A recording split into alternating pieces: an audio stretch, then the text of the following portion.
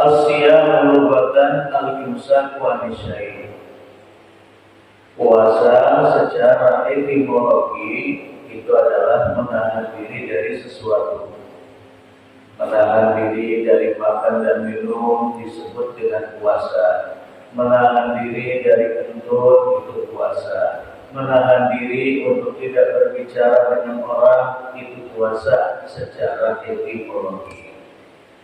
Maka Allah mengisahkan tentang Maryam al-Batul ketika melahirkan Nabi Isa alaihissalam, inni nadartu lirrahmani sawma. Sesungguhnya aku bernadar kepada Tuhanku, fala ukallima al-yawma insiya. Pada hari ini, pada saat aku melahirkan Isa, aku tidak akan berbicara dengan seorang pun pada hari ini. Nah, maka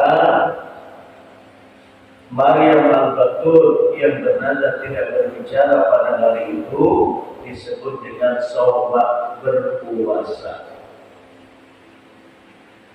Tetapi secara terminologi atau istilah, puasa adalah al-imsaku 'anil akli wasyurbi wal jima'i wa jami'il mufattirat min tulu'il fajri ila ghurubi syams bi niyatil ibadati lillah. Menahan diri dari makan, minum, hubungan intim dan segala hal yang membatalkan puasa dari terbit fajar sampai terbenam matahari biniyatil ibadati lillah, dengan niatan ibadah kepada Allah.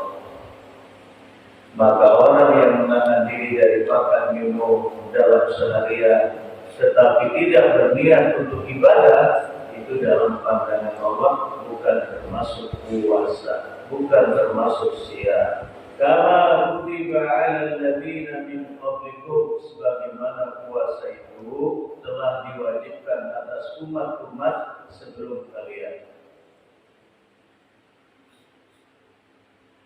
Syekh Aid Al-Qarni dalam kitabnya Durusun fi Ramadan menyebutkan sebuah adab bahwa dibandingkan dengan umat-umat terdahulu, umat Rasulullah model puasanya jauh lebih ringan.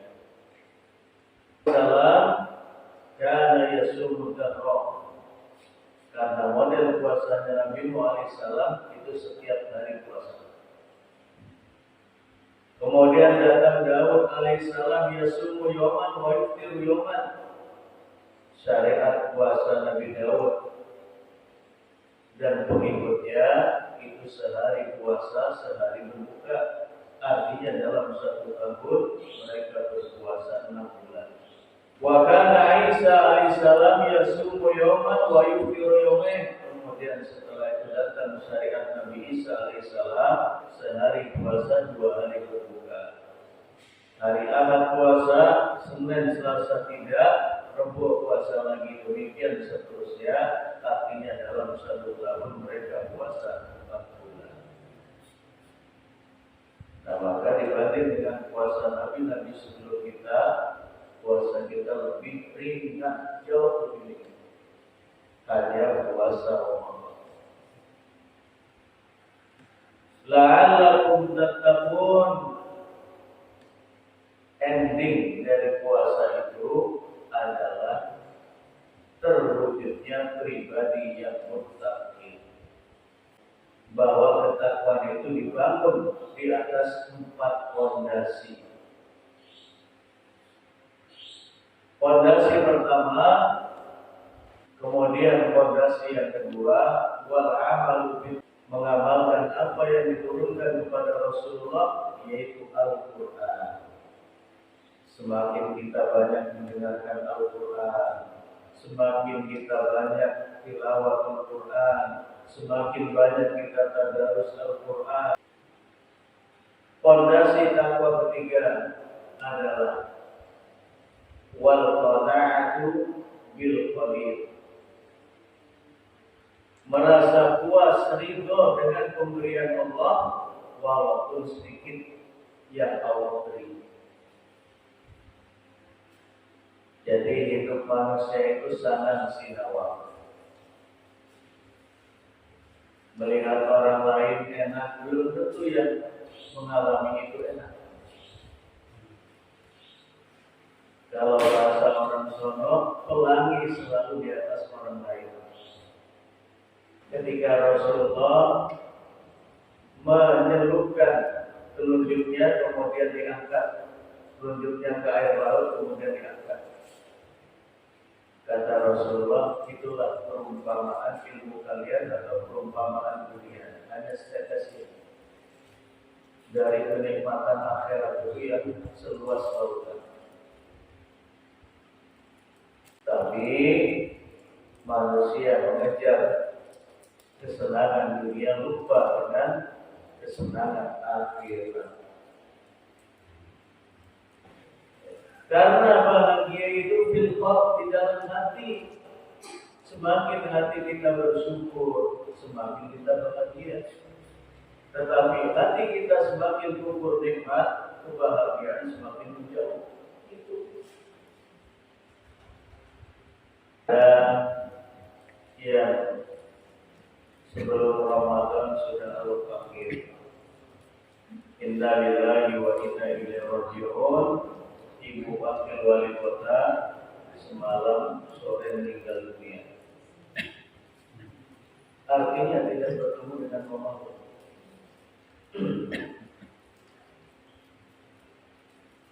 Kematian ajal tidak mengenal profesi.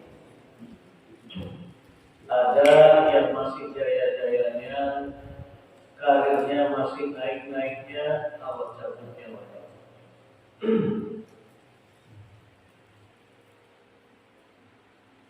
Ada yang belum pensiun, sudah Allah panggil dirinya.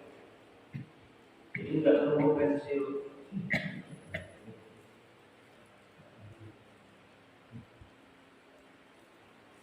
Dan kematian tidak mengenal kondisi seseorang, apakah sedang mungkin, sedang safar, atau sedang haji atau umroh, atau dimanapun. Tapi begitulah, nggak tua, nggak muda, nggak laki, nggak perempuan, banyak yang tergoda dan silau dengan dunia, sehingga bayangan kematian itu semakin jauh, bahkan tidak tampak sama sekali, sehingga lupa menyiapkan bekal untuk hari kepergian.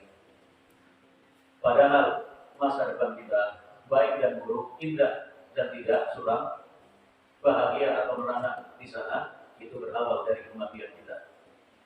Makanya kalau ada orang yang punya banyak masalah kemudian bunuh diri, merasa bahwa dengan bunuh diri itu akan menyelesaikan masalah, bukan. Karena justru setelah kematian itu baru awal persoalan yang sesungguhnya. Diawali dengan pertanyaan malaikat munkar dan nakir dan seterusnya. Berat. Nah, maka kesadaran kita dengan kematian yang sewaktu-waktu bisa menyapa kita dan kita menyiapkan diri untuk menyambut kematian itulah yang akan menjadi fondasi ketakwaan yang tepat. Apabila empat unsur ini ada pada diri kita, maka pribadi yang muttaqin itu dengan sendirinya tampak di hadapan orang lain dan di hadapan Allah Subhanahu wa Ta'ala. Dan salah satu madrasah yang Allah hadirkan untuk meraih ketakwaan itu adalah madrasah Ramadan. Pertanyaannya adalah kaifa nastaqbil Ramadan? Bagaimana kita menyambut Ramadan, bulan suci, ya bulan agung, bulan yang penuh dengan barokah. Yang pertama adalah dengan saling memberikan kabar gembira dengan kedatangan Ramadan, kedatangan tamu yang agung, supaya dengan kabar gembira ini tidak ada lagi kita melihat ada orang menyambut Ramadan dalam keadaan lesu. Waduh, kayak Ramadan baru kemarin, Ramadan lagi. Lesu. Kabar gembira. Di dalam riwayat Nasai dan Ahmad, Rasulullah Shallallahu Alaihi Wasallam bersabda, "Qad ja'akum Ramadan." Akan datang kepada kalian Ramadan.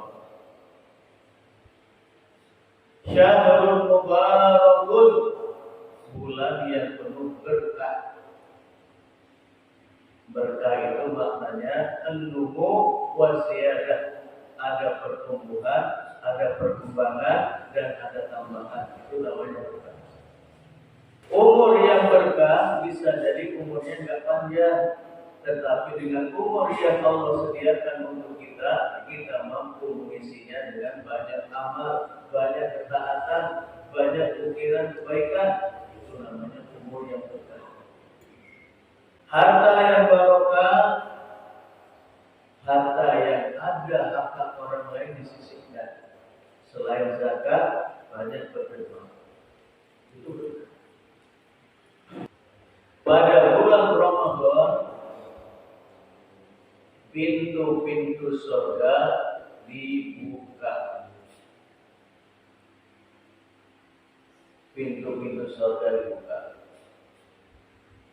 Al-Imam Nawawi mengutip perkataan dari Al-Qadiriyah bahwa yang dimaksud dengan pintu-pintu surga dibuka itu, pertama, pintu surga benar-benar dibuka pada bulan Ramadan.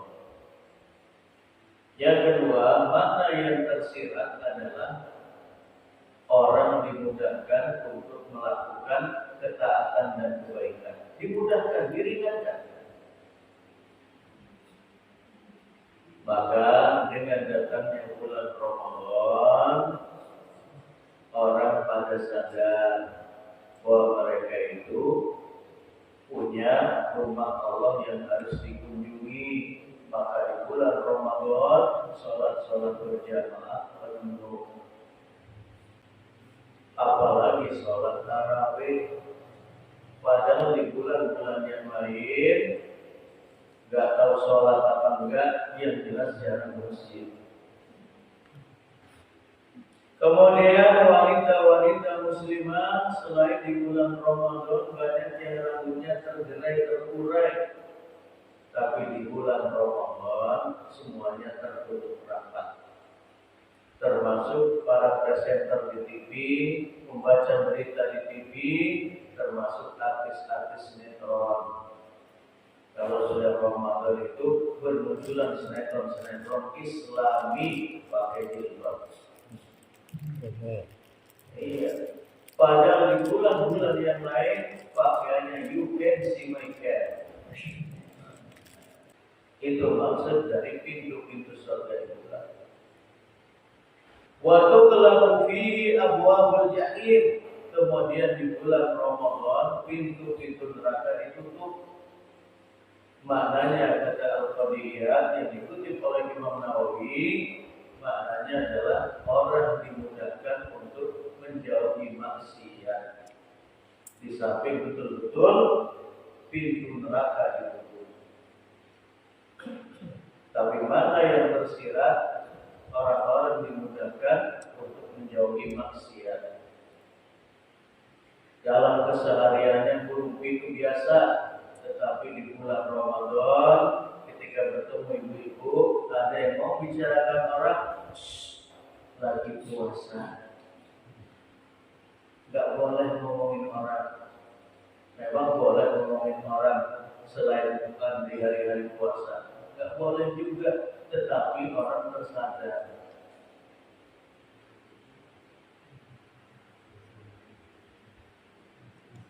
Walaupun di bulan-bulan yang lain orang itu ahli maksiat, tetapi di bulan Ramadan mereka sedikit terrem.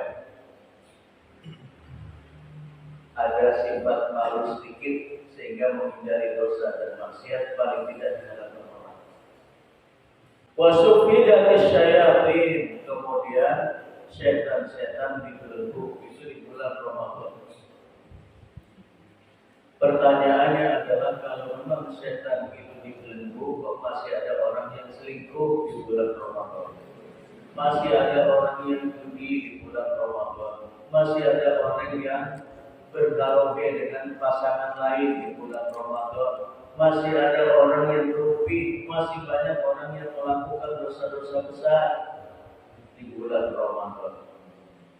Karena yang dibelenggu oleh Allah Subhanahu wa Ta'ala yang dirantai itu setan dari jenis jin minal jinnati wan nas. Yang dari jin itu yang dirantai. Tetapi setan yang berambut hitam dan putih itu yang masih berkeliaran. Ya, karena pengaruh manusia itu juga bisa ngapain aktif di masjid takwa, ngapain ikut pengajian. Habis subuh tuh enak kalau untuk tidur. Daripada hari Ahad, hari Sabtu ikut pengajian suruh, mending ke taman olahraga kan bagus. Itu setan berambut hitam. Fihi lailatun khairun min alfi syahr. Kemudian di bulan Ramadan ada satu malam yang lebih baik daripada 1000 bulan. Artinya orang yang bisa menghidupkan Lailatul Qadar dengan amal-amal ibadah, dengan ukiran ketaatan, dengan perbuatan yang baik, itu nilainya sama seperti 83 tahun 4 bulan. Maka Lailatul Qadar ini adalah kekhususan bagi umat Muhammad yang jika dibandingkan dengan umat-umat di Nabi sebelumnya, itu umat Muhammad usianya jauh lebih pendek. Dan semakin kesini usia kita itu semakin pendek. Orang-orang tua kita dulu masih ada yang usianya di atas 100 tahun. Tetapi di zaman kita ini sudah jarang yang usianya 100 tahun. Sudah 70 tahun, guratan-guratan ketuaan sudah tampak di wajah. Sama-sama senyum, beda yang usia 70 tahun dengan yang 17 tahun. Salah satu doa yang diajarkan oleh Rasulullah dalam riwayat Tirmidzi adalah Allahu Akbar, Allah Maha Besar, Allahumma ahillahu alaina bil amni wal iman. Ya Allah, datangkanlah bulan sabit Ramadan kepada kami dalam keadaan aman dan penuh iman. Kenapa kita meminta kepada Allah bertemu dengan Ramadan dalam keadaan aman? Jadi seolah-olah Rasulullah itu memberikan isyarat. Nanti di bulan Ramadan itu keamanannya terganggu. Dan ternyata benar terjadi sekarang. Maling berkeliaran di bulan Ramadan. Iya kan? Kalau kita dipanggil oleh Allah, siap enggak? Ya mau siap nggak siap ya nggak bisa nolak. Kemudian yang ketiga, dengan memperbanyak taubat dan istighfar. Ada ibu minat dan bikamanlah dan balas orang yang bertobat dari dosanya seperti orang yang tidak pernah melakukan dosa dalam riwayat ini. Wa tubu ila Allahi jami'an ayyuhal mu'minun la'allakum tuflihun. Dalam surah An-Nur ayat 30, Allah menyeru, bertobatlah kalian seluruhnya wahai orang-orang yang beriman supaya kalian mendapatkan keberuntungan. Wa israfi fi amri, dan ampuni dosa-dosaku yang melampaui batas. Artinya dosa-dosa besar yang terkadang kita lakukan, tetapi kita pandang dengan dosa besar seperti menghibah orang. Itu dalam pandangan kita dosa-dosa biasa. Padahal disebutkan oleh Imam Al-Ghazali dalam kitabnya Al-Kabair termasuk salah satu dari 70 dosa besar. Termasuk pula berhutang dengan maksud tidak membayar. Itu bukan dosa kecil, dosa besar.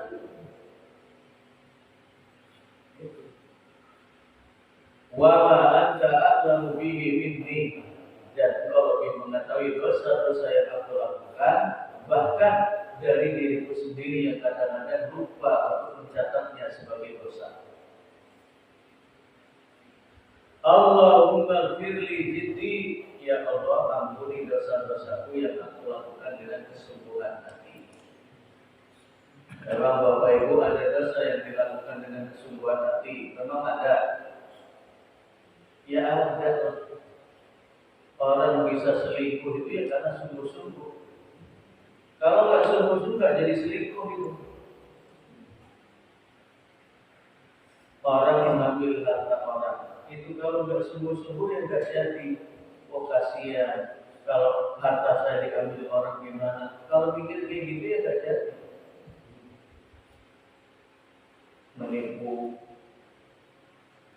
Menipu kalau nggak sungguh-sungguh ya nggak jadi. Berjudi kalau nggak sungguh-sungguh ya nggak jadi.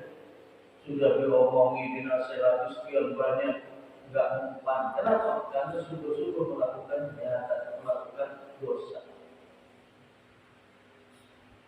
Kemudian yang keempat, jangan lupa memohon doa Allah agar diberikan kemudahan mengisi Ramadan dengan amal. Salah satu doa yang Rasulullah ajarkan dalam riwayat Ibnu Hibban, Allahumma la sahla illa ma ja'altahu sahla wa anta taj'alul hazna idza syi'ta sahla.